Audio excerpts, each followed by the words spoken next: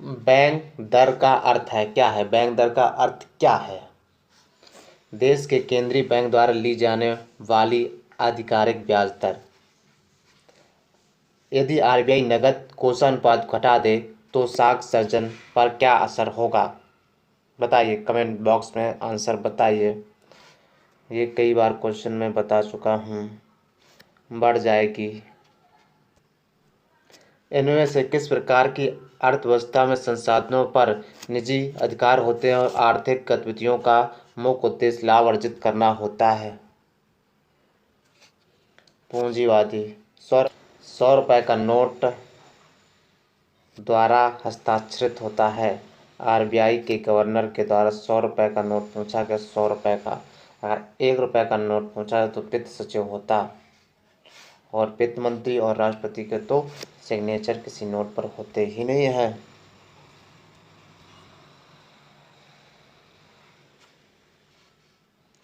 FEMA का पूर्ण रूप क्या है? फेमा का पूर्ण रूप क्या है? Foreign exchange management act. Foreign exchange management act किसके बढ़ने के फलस्वरूप निजी निवेश में वृद्धि की अधिक संभावना होगी? अधिक संभावना होगी नई पूंजी पर अनुमानित प्राप्ति। भारत की राष्ट्रीय आय का आकलन करने वाली संस्था कौन है? केंद्रीय सांख्यिकी संगठन। सेवा क्षेत्र का दूसरा नाम क्या है? सेवा क्षेत्र का दूसरा नाम क्या है? टर्शरी सेक्टर, यानी कि तृतीयक सेक्टर। भारत में श्वेत क्रांति के जनक के रूप में जाना जाता है। श्वेत क्रांति के जनक के रूप में डॉक्टर वर्गीज कुरियन को जाना जाता है। भारत में आर्थिक सुधार 1991 के दौरान प्रधानमंत्री कौन थे? पीवी नरसिम्हा राव।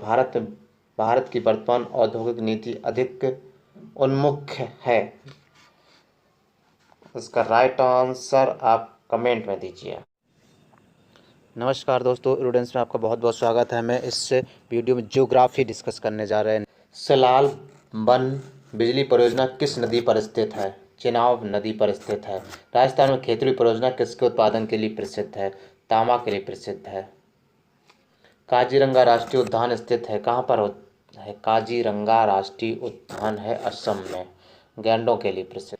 निम्नलिखित में से कौन सी हिमालयी नदी तंत्र की नदियां हैं? दो हैं, गंगा और ब्रह्मपुत्र। कावेरी और ये गोदावरी दक्षिण भारत की नदियां हैं।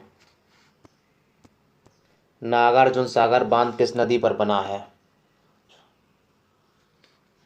कृष्णा नदी पर बना हुआ। माउंट एवरेस्ट का प्रथम बार चढ़ाई किस वर्ष की गई थी? ये बताना, माउंट एवरेस्ट पर चढ़ाई किस वर्ष की थी? 1953 में की गई थी।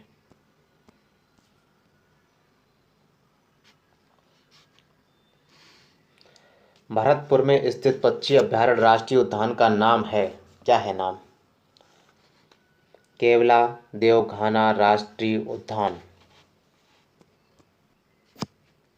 भिलाई इस्पात संयंत्र के लौह अयस्क का स्रोत है, क्या है? भिलाई 8।